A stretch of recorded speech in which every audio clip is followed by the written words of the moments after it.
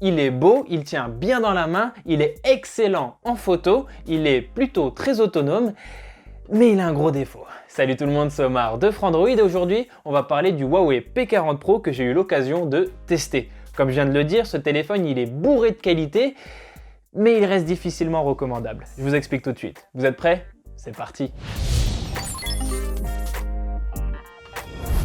Avant toute chose, il faut rappeler que les États-Unis infligent un embargo à Huawei qui empêche les nouveaux téléphones de la marque, comme ce P40 Pro, de profiter des services Google ou du Google Play Store. Ça, c'est absolument à connaître avant d'aller plus loin. On en reparlera dans la partie logicielle un petit peu plus tard, mais tout d'abord, on va commencer ce test avec le design. Le design de ce Huawei P40 Pro, j'en suis vraiment très fan. On a des angles qui sont parfaitement arrondis pour bien tenir dans la main de manière confortable. On a des finitions qui sont parfaitement travaillées. À l'arrière, on a un dos qui offre un toucher satiné très agréable, en tout cas sur ce coloris, parce qu'il faut savoir que les versions grises et dorées de ce téléphone, elles ont des finitions en verre mat qui est vraiment très chouette. Et tout ça, finalement, ça nous donne un téléphone qui est effectivement pas le moins épais, qui est effectivement pas le moins lourd, mais qui globalement est vraiment très agréable à utiliser. Après, la copie, elle n'est pas non plus parfaite. Dans le coin supérieur gauche de l'écran, on a quand même une bulle qui vient loger le double capteur photo en façade pour les selfies. Et cette bulle, elle est quand même difficile à oublier. Elle est vraiment large, elle est vraiment imposante. Et ça peut en gêner certains. Après, qu'on se rassure, l'écran incurvé du Huawei P40 Pro, il reste quand même très immersif et il occupe une très grande partie de la surface avant. Donc sur ça, c'est quand même pas rédhibitoire. Et pour continuer sur ces petits défauts qui pourraient gêner certains utilisateurs, on pourrait mentionner ce module photo à l'arrière qui loge 4 capteurs et un flash LED. Et il faut bien avouer que ce gros rectangle noir qui dépasse un petit peu en relief, il est quand même assez imposant. Il n'est pas très discret. Après, j'ai envie de dire, entre les derniers iPhones et le Samsung Galaxy S20 Ultra, des modules photo très larges et imposants, on en a vu plein. Et celui-là, en comparaison, il est quand même bien moins envahissant. À part ça, il faut noter que le lecteur d'empreintes, il est placé dans l'écran de manière assez haute pour être toujours facilement accessible au pouce quand vous voudrez déverrouiller le téléphone. Et sinon, faut savoir qu'il n'y a pas de prise jack sur ce smartphone, il y a seulement un port USB-C. Et il ne faut pas oublier non plus que le Huawei P40 Pro, il est résistant à l'eau et à la poussière grâce à sa certification IP68. Voilà tout ce qu'on pouvait dire sur le design. On peut maintenant passer à l'écran OLED de 6,58 pouces avec une définition Full HD+, et qui a surtout la particularité de profiter d'un mode 90 Hz. 90 Hz, ça veut dire quoi? Ça veut dire que l'écran est capable d'afficher 90 images par seconde pour offrir une meilleure fluidité, et ça c'est toujours bon à prendre. On rappellera juste que les derniers Samsung, ils ont un mode 120 Hz qui permet d'être encore plus fluide. Et du coup, en comparaison, ce Huawei P40 Pro, il est un petit peu derrière, il est un petit peu plus fade, mais on va pas cracher dans la soupe. 90 Hz, c'est déjà très bien. Sur cette dalle, la qualité d'affichage, elle est vraiment au rendez-vous. On a un contraste qui est excellent, on a une bonne luminosité maximale et on a une température qui tend un petit peu vers le bleu par défaut, mais ça se règle très facilement dans les paramètres d'affichage du smartphone. J'aurais peut-être juste un petit défaut à signaler sur cet écran, c'est qu'il reste quand même assez limité dans la variété des couleurs qu'il peut afficher. Alors sur les contenus HDR, vous n'aurez aucun souci, vous aurez plein de couleurs dans tous les sens qui vont bien péter, pas de souci là-dessus, mais sur des contenus un peu plus standards, comme sur Instagram par exemple, on voit que le téléphone il a plus de difficultés à afficher plein de couleurs différentes, et ça c'est un petit peu dommage pour un flagship. On peut maintenant parler de l'expérience logicielle proposée par ce téléphone. Et pour le coup, l'interface MIUI 10.1 qui est basée sur Android 10, c'est vraiment une interface très fluide, agréable à utiliser, avec plein d'options de personnalisation mises à disposition, donc sur ça c'est vraiment hyper top. Le problème, le gros souci, c'est qu'il n'y a pas les services Google et il n'y a pas le Play Store. Du coup, toute la question, ça va être de savoir si oui ou non, cette expérience logicielle, elle est viable, elle est utilisable dans la vie de tous les jours. Pour répondre à cette question, j'ai envie de commencer par certains points positifs. Tout d'abord, il faut savoir que Huawei a fait un gros travail sur ses Huawei Mobile Services et surtout sur le catalogue français de son magasin d'applications App Gallery. Sur App Gallery, maintenant, on a beaucoup plus d'applications qui sont mises à disposition et qui sont donc faciles à télécharger. Je pense notamment à TikTok ou à Snapchat. Et c'est pas tout, Huawei a aussi été assez malin et a imaginé une application qui s'appelle TrouveApp. Avec TrouveApp, en fait, vous allez trouver toutes les applications populaires qui ne sont pas disponibles sur l'App Gallery et vous allez quand même pouvoir les installer de manière relativement rapide. En tout cas, ça va vous éviter à aller chercher de fond en comble dans le web les fichiers APK à télécharger à droite, à gauche. Ici, avec TrouveApp, ça vous donne un lien facilement accessible pour trouver l'application que vous avez envie d'installer, par exemple pour WhatsApp ou Messenger.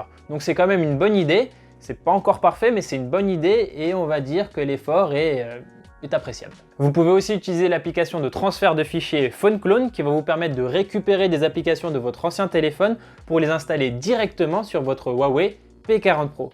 Du coup voilà, avec tous ces outils, avec toutes ces petites astuces, on peut envisager une utilisation relativement normale du Huawei P40 Pro avec quelques concessions, avec quelques compromis. Malgré tout ça, malgré ces jolis efforts de Huawei, je ne peux pas recommander ce Huawei P40 Pro au grand public parce qu'il y a encore beaucoup trop de choses qui coincent et qui rendent l'utilisation quotidienne de ce téléphone encore trop contraignant. Alors oui, pour les applications Google, même si vous ne pouvez pas les installer sur votre téléphone, vous pourrez toujours vous rabattre sur les versions web de ces services qui sont plutôt bien faits et avec ça, vous en sortirez pas trop mal.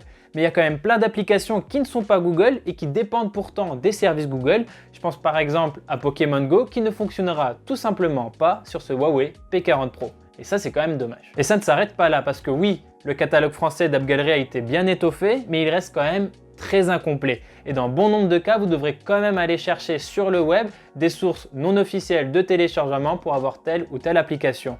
Et dans ce cadre-là, Trouvapp, c'est pas non plus la solution miracle, parce que même dans Trouvapp, on ne trouve pas toutes les applications. Et les problèmes ne s'arrêtent même pas là. J'ai une petite histoire à vous raconter qui concerne Netflix. Netflix, j'ai pu l'installer sur le Huawei P40 Pro et j'ai pu regarder des séries dessus.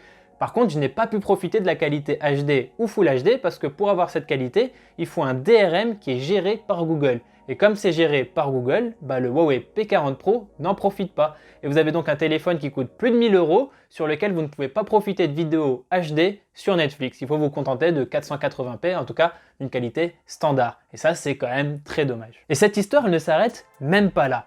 Quelques jours après, j'ai mis à jour Netflix et apparemment, je n'aurais jamais dû. L'application a tout simplement cessé de fonctionner et du coup, il faut bien se rendre compte qu'on a affaire ici à un téléphone assez cher où même les applications qui fonctionnent pendant un moment peuvent, du jour au lendemain, avec une mise à jour qui passe assez mal, cesser de fonctionner. Et ça la fout mal quand même. Pour toutes ces raisons, je ne peux pas vous recommander le Huawei P40 Pro. Et ça me frustre énormément parce que sur le plan matériel, ce téléphone, il est absolument incroyable. Notamment sur la partie photo où il est juste époustouflant. Je vous raconte ça tout de suite. Le Huawei P40 Pro, il a 4 capteurs photo à l'arrière. On a notamment un capteur principal très large de 50 mégapixels.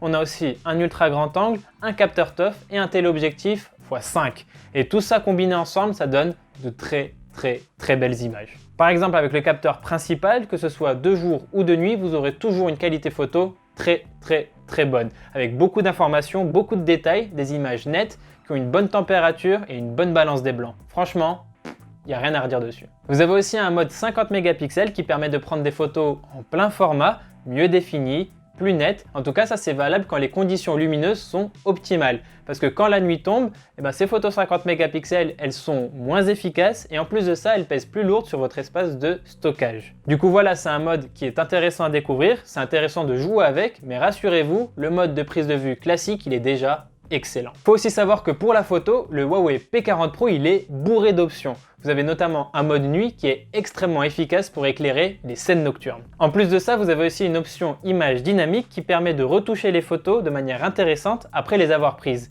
Vous avez notamment une fonctionnalité qui s'appelle retirer un passant et comme son nom l'indique, quand une personne passe dans votre photo et qu'elle gâche entre guillemets votre photo, vous appuyez sur ce bouton là et la personne disparaît comme par magie. J'ai pu l'utiliser une fois et c'était vraiment bluffant. On apprécie aussi la qualité de l'ultra grand angle qui reste très cohérente avec celle du capteur principal, donc ça c'est un point très positif.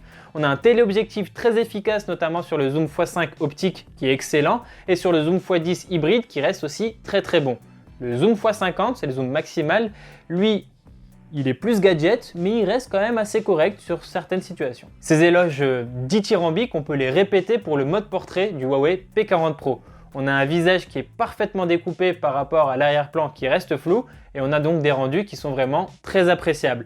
Attention par contre, ces modes portrait, ils ont tendance à donner une tonalité un peu chaude aux images et du coup à ne pas être totalement fidèles à la réalité. Mais bon, ça reste joli à regarder donc on va pas non plus trop critiquer. À l'avant du téléphone, on a un capteur de 32 mégapixels avec un capteur TOF pour gérer la profondeur de champ.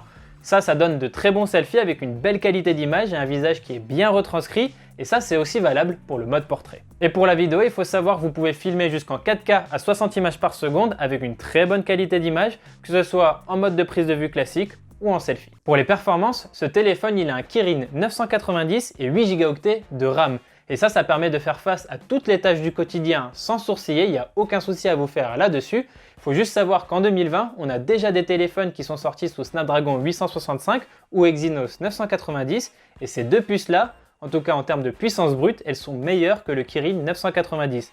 Vous faites pas trop de soucis là-dessus non plus parce que le Huawei P40 Pro il va pouvoir faire tourner Fortnite en 30 images par seconde sans problème avec les graphismes réglés sur le niveau élevé et tout ça sans trop chauffer. Donc vraiment, pas de souci à se faire là-dessus. Pour l'autonomie, on a une batterie de 4200 mAh qui permet de tenir toute la journée sans problème, même avec une utilisation assez poussée. On va même jusqu'à presque 2 jours si on ménage un petit peu le téléphone. En plus de ça, le Huawei P40 Pro il est livré avec un chargeur rapide de 40 watts très efficace et il est compatible aussi avec la charge sans fil. Pour tout ce qui est réseau et communication, il faut savoir que le Huawei P40 Pro il est compatible avec le réseau 5G, donc ça c'est forcément un bon point. Par contre, il ne prend pas en charge les ondes millimétriques qui ne seront déployées que dans quelques années en France. Il prend aussi en charge le Wi-Fi 6, donc ça aussi c'est un très bon point et on peut intégrer 2 nano-SIM dans le téléphone. Le téléphone fonctionne d'ailleurs aussi avec une eSIM. Le Huawei P40 Pro en France, il est annoncé au prix de 1099 €, mais son prix descend à 949 € grâce à des offres spéciales pour les précommandes et le début de la commercialisation. Vous recevrez aussi en plus des écouteurs ou une montre en fonction du moment où vous l'avez acheté.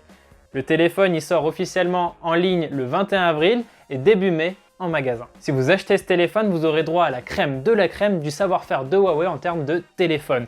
On a un produit qui est très bien fini, qui est excellent en photo, qui est plutôt très autonome et performant, mais qui a une expérience logicielle beaucoup trop limitée, beaucoup trop contraignante pour qu'on puisse vraiment la recommander. Mais on peut quand même rester optimiste et rappeler que Huawei a déjà fait beaucoup d'efforts et va continuer à peaufiner cette recette. Et on espère du coup, on croise les doigts pour que Huawei puisse un jour apporter une vraie alternative à l'Android de Google.